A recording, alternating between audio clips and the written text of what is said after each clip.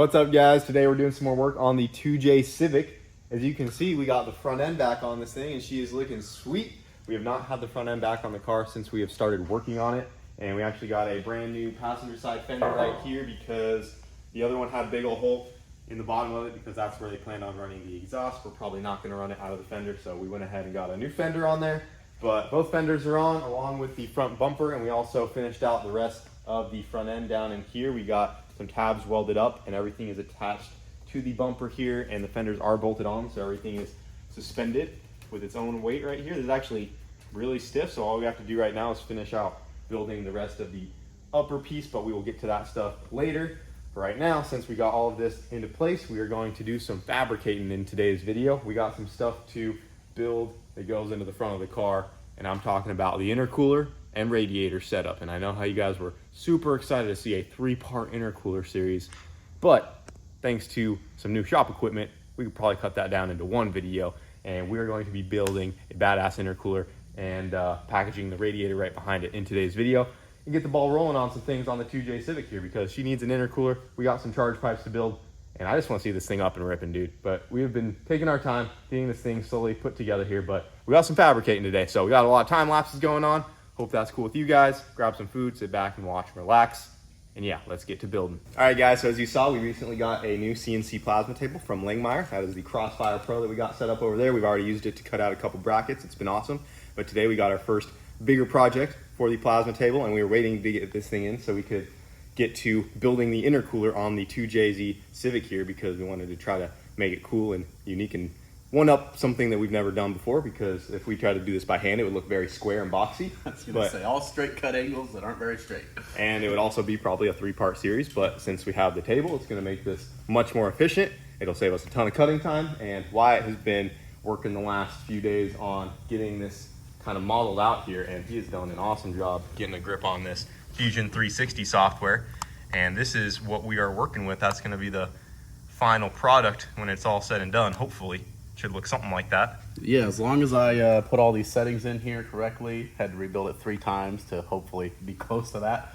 But as long as all that's good, it should just cut this thing out, and we should just be able to tack all this stuff in place and just kind of roll these end tanks around, and everything should line up. So yeah, I'm looking forward to it. Hopefully it comes out pretty sweet. So I think we did show this core in an earlier video. This is one that I've just had laying around, a CSF core, and we ended up cutting it down a little bit because it was a little tall, so to help fit it in the front of the bumper a little better, we took a couple rows off of it. We are going to be running the 2J Civic on methanol, so this should be plenty of cooling for us, and we can avoid going to a water to air setup just to help turn the car around quickly in between rounds. We're really trying to keep the maintenance in between rounds to an all-time low, so we won't have to worry about ice and draining the water box, all that stuff. So an air-to-air intercooler will be nice and simple. This guy will sit right up front, and then we have a Speed Factory radiator that's going to sit directly behind that guy, like so.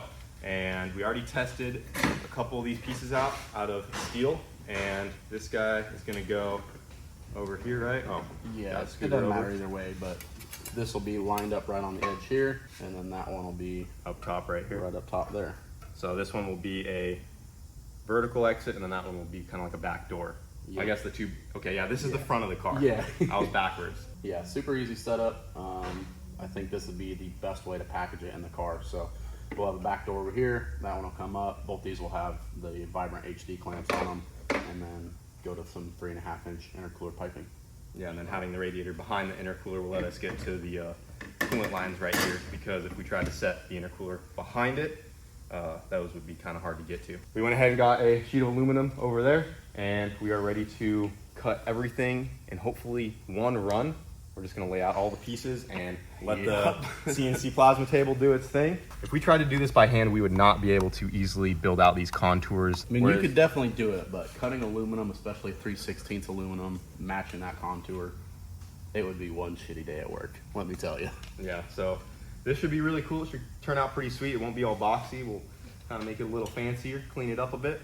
Yep. And the best part is, yeah, it'll be a little more efficient. And the best part is that we don't have to do this all by hand with angle grinders and cutoff wheels. So we just put it into the program, let the CNC do its job, and then we just get to welding. So we'll go ahead and plug it in, and hopefully we don't ruin that big old piece of sheet metal we just got. Yeah. Hopefully she does the right job. Worth of aluminum coming right up.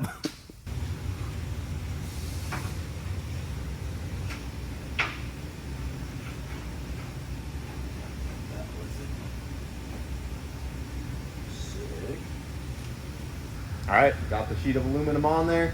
You can see how it's going to cut it out right here on the laptop. These are all the shapes we got to build out the intakes on the intercooler. We did a dry run. We are using every bit of the length that we have here. So not only does it help us save time, but it also helps us save material because we can get it very precise and cut the pieces very close to each other. So I guess without further ado, we're ready to fire it up, cut these things out. Oh, this is nerve-wracking. Are you worried? Kind of. Alrighty. Put these safety glasses on, baby. Safety first. Alright, folks, are we ready? We're ready to roll, brother. Oh, shit, here we go.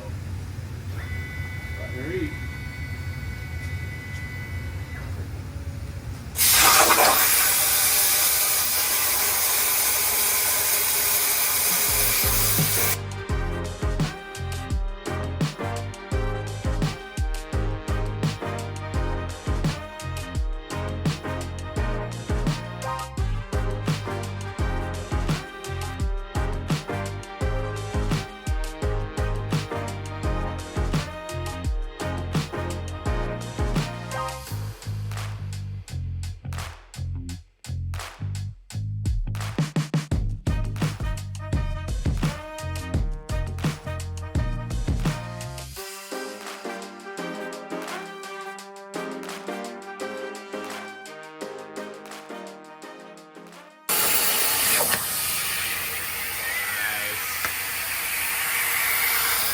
Boys. Dude, That's sick. Dude, that is so nice. A lot easier than the angle grinder and hole saw. And straight, dude. Like, Yeah, it is super clean almost cut. impossible to get a perfectly straight line with an angle grinder. So you're always filling gaps. Not too much dross. I slowed it down a little bit. It seems like it didn't care. Yeah. Nice square cuts. Clean. That's so cool, dude. So cool. All right, we got all of our pieces cut out for the intercooler here. The plasma table did a beautiful job, and we are ready to start getting this end tank right here all tacked together. Got all the pieces cleaned off. And the hardest part about this is going to be curving this guy right here to match the outer radius of these guys. So if you look right here, that will actually bend and curve to fit just like so. So the thought is to get this guy all tacked up together, and we can curve this and tack it as we go until it completely wraps around and we have the completed end tanks. We're gonna have to do that same process for both sides, and we do want to weld these inside and out before they fully go on to the intercooler core, because we don't want these things blown apart. So we will weld them along the inside and on the outside, double weld them up. We're gonna see a lot of boost, but yeah, I guess let's get to getting this one mocked up. We'll see how it goes, but the toughest part is definitely gonna be bending that guy to fit. So let's go ahead and get to welding.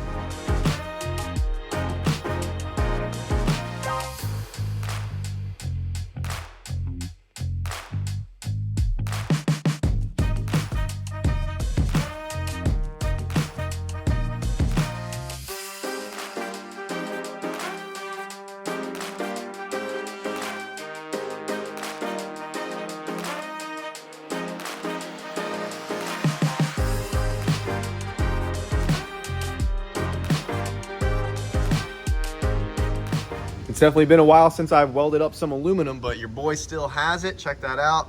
Those came out sweet. Got those 2 welds on the front there. And right now we need to work on getting this piece wrapped up around into place here. And as you can see, we got some welds in the corners, and I'm just going to try to do my best to work this up and around. It is a very stiff, thick piece, so it is not going to be easy. I'm going to try to use the C-clamp and kind of clamp it down to the table as we go, because I can kind of angle it into this hole and see if we can make some progress that way. But I'm gonna have to do it in little bits at a time, and I'm gonna do my best to weld it along the inside here, so then we can go around with a final pass on the outside. We don't have to do that in little sections. It would just look a little nicer for the finished product. But hopefully we can get some more weld on there, and as it heats up, this will become a little more flexible as we go. So I'm just gonna see what I can do here and work it around. I might need to throw it in the vise. I'm not sure how we're gonna do it just yet, but I'll mess around with it and see if we can't get that to wrap around.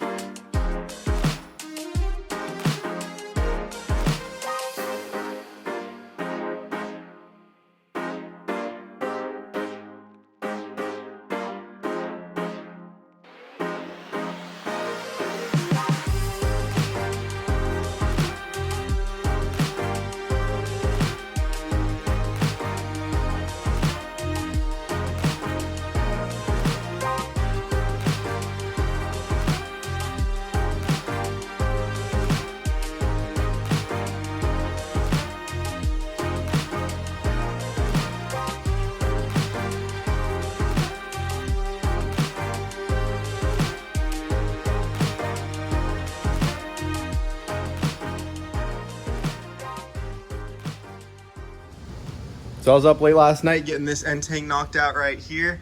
Came out pretty sweet, and Wyatt already went ahead and got the other side done. Yeah, got it right there. Turned out pretty sweet. I think me and Kyle both enjoy welding really thick aluminum like this. Yeah, it's been a while for me. Yeah, so got that knocked out. We're getting ready to tack it onto our core there. And once it's tacked in place, we'll put it in the car and make sure it's gonna fit like we want it to before we weld on our bungs and weld it to the core completely. But yeah, it's really close. Yeah, so I don't remember where I left off. I just got this one done. I used that C-clamp and I was able to bend it out and around. And Wyatt used a different method, which I was about to try, but I was a little worried about getting the aluminum too hot because I didn't know if it would just puddle up like crazy, but it seemed to work great, and that is the way to do it. So Wyatt took the oxyacetylene torch with the clover attachment and just kind of heated that guy up, and it just wrapped right over. Yep, so technically a rosebud, but same. Clover, whatever it's called. So use the rosebud, just got it nice and hot, and literally was just able to mold it around this, and it worked really well. A lot of the issue you fight with aluminum is it work hardens really bad, so the heat makes a lot of sense to be able to roll it over and have the metal a little more relaxed. So worked out good. I was able to just clamp it there, tack it a couple of times, and then weld it all out, and it turned out pretty good. So yeah, well, both ways got the job done. So now we just got to get the end tanks fully welded onto the core there. Are we gonna do the HD clamps yet, or yeah, wait on that? Honestly, I think we could probably, I don't know if I'll weld this one fully on, but I'll probably tack or weld that one on and then tack this one on, just until we can verify it's gonna work and I don't need to like 90 it and then put the clamp or something, because this end tank is gonna have a little bit of a clearance, not issue, but it's gonna be tight. So before I go ahead and just weld that on there, we'll test fit it and get it close before fully committing to that, because cutting stuff off like that ain't fun. So yeah, we'll go ahead and definitely tack them on there, get it test fitted up. Now I need to jump back on Fusion 360, make some tabs, and figure out how we're gonna mount the radiator to this so that it can just come out as one big package. But we'll show you more on that after we get these end tanks on there. Cool. Let's get this thing knocked out.